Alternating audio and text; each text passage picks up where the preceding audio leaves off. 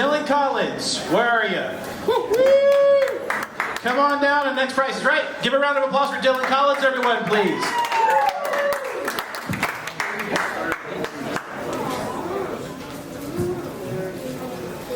Hey, what's happening, everybody? How's everybody doing? Good, how are you? Woo! Just came down to make some white people uncomfortable. My favorite thing to do. This is like an arranged marriage when somebody's like, no, I object. Like, you can't do that. You get cut out of the family. Anybody, I feel like a lot of people are doing the 23andMe because they just aren't willing to accept that their ancestors were probably huge pieces of garbage. I don't want to do the 23andMe thing because I know my mom. And my mom, not the most faithful woman in the world. My mom, I don't know what my mom was doing, but I'm raised by my dad's parents. Like, they're like rich, like Republicans. You have those down here, right?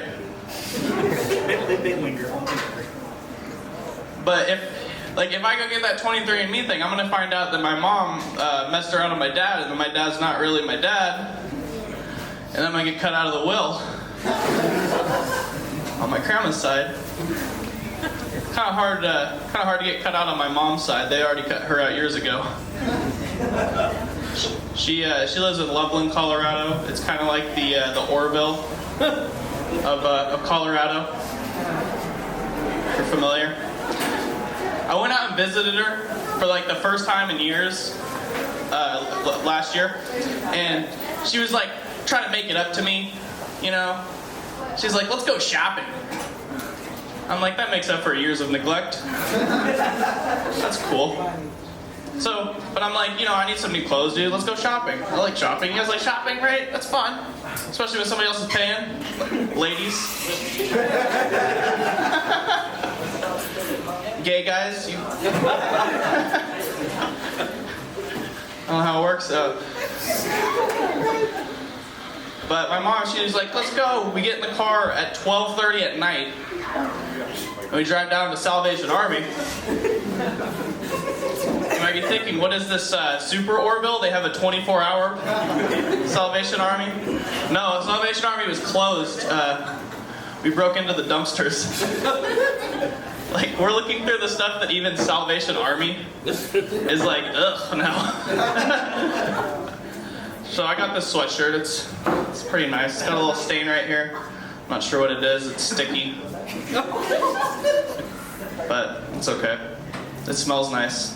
I don't even get mad at my mom over that. More than my dad ever did for me.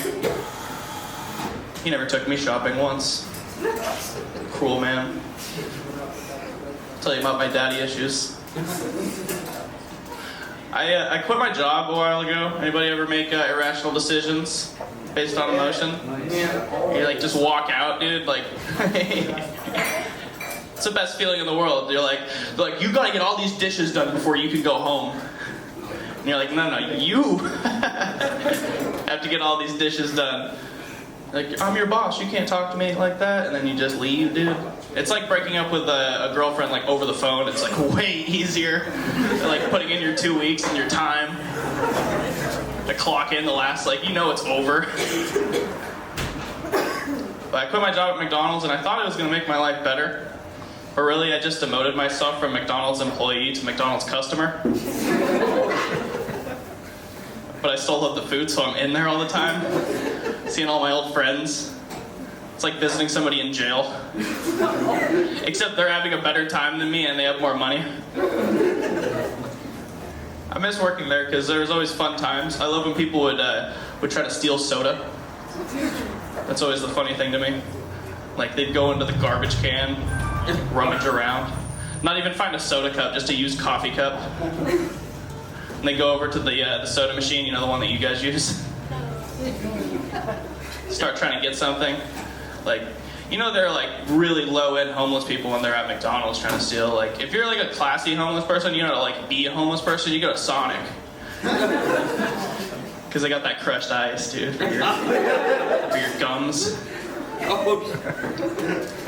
I miss when people would steal soda at McDonald's because we had a little button behind the register that would turn off the power to the soda machine. So you just see like a little twinkle in their tweaker eye, and they're like gonna get some icy orange, like something really sugary, you know, and nothing works. Then they have the nerve to come up to the counter and complain. Like, I saw you get that cut. That's not even a soda cup, dude.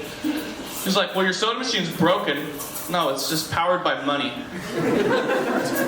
To pay for that.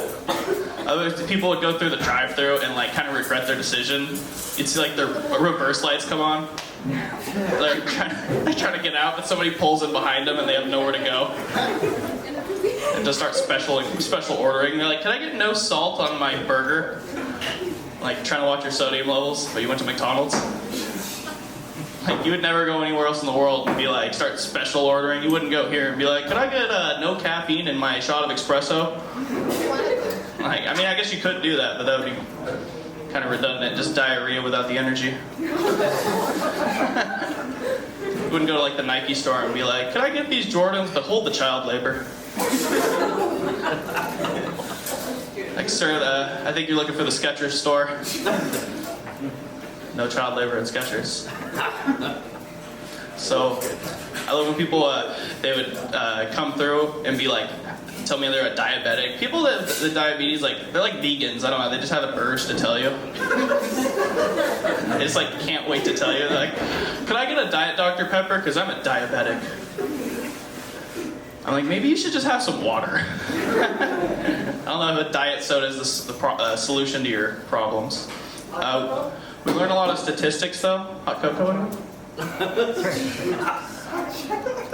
We learned a lot of statistics at McDonald's. Like, do you know statistically how many people die each year from eating that food? Not nearly enough. So we're trying to finish them off behind the counter. So I upgrade you to a large. It doesn't cost anymore. One less customer I have to deal with. That's okay, though. So, I'm a bad roommate. Just ask my grandparents. They do not like me. I lived on my own for a little over a year, and all my roommates moved out like a month before our lease. Like, that's how, because I was like drinking too much, and like, you know, you throw up in the living room, or as they called it, like, fuck it, or just, that's Dillon. There's Dillon again. Dillon's at it. So everybody left, and I'm like the last person in the house. There's no food or furniture. I have like my desktop like on a cardboard box in the living room, and only thing I have in the refrigerator is a bottle of Jim Beam apple, because I'm living my best life. It's like 7:30 in the morning. I'm like, time for breakfast. Pour myself a little shot of Jim Beam. I don't know if you've ever had Jim Beam apple, but it's like the sugariest drink you've ever had where you still need a chaser. It's so nasty. And I'm like, I have nothing in the refrigerator. But I look in the pantry and there's some cat food. I'm like, I could probably drain the juices out of this. Luckily, though, there was a thing of chicken noodle soup. And I was like, oh, a little protein with the booze. I don't know if you've ever hit that point in your life where you're drinking whiskey in the morning, apple-flavored whiskey in the morning, and chasing it with chicken noodle soup. It's a homemade cocktail. It's called Rock Bottom. You can get one at the bars too. You just got to order a shot with a broth back. What am I looking at on time? Okay, we'll do one more joke, and then I'll drive back to Chico. So, well, I won't drive. There's a lot of like drinking and driving that happens in comedy. Like every comic like goes to an open mic at one point and gets a DUI because we're all stupid. But I'm not drinking. I've made a decision never to drink and drive ever again, because that's about what that deserves. It's hella irresponsible and dumb, and my car won't start anymore if I have any alcohol. I can't even brush my teeth. Just like trying to get my mouth to not smell like dookie.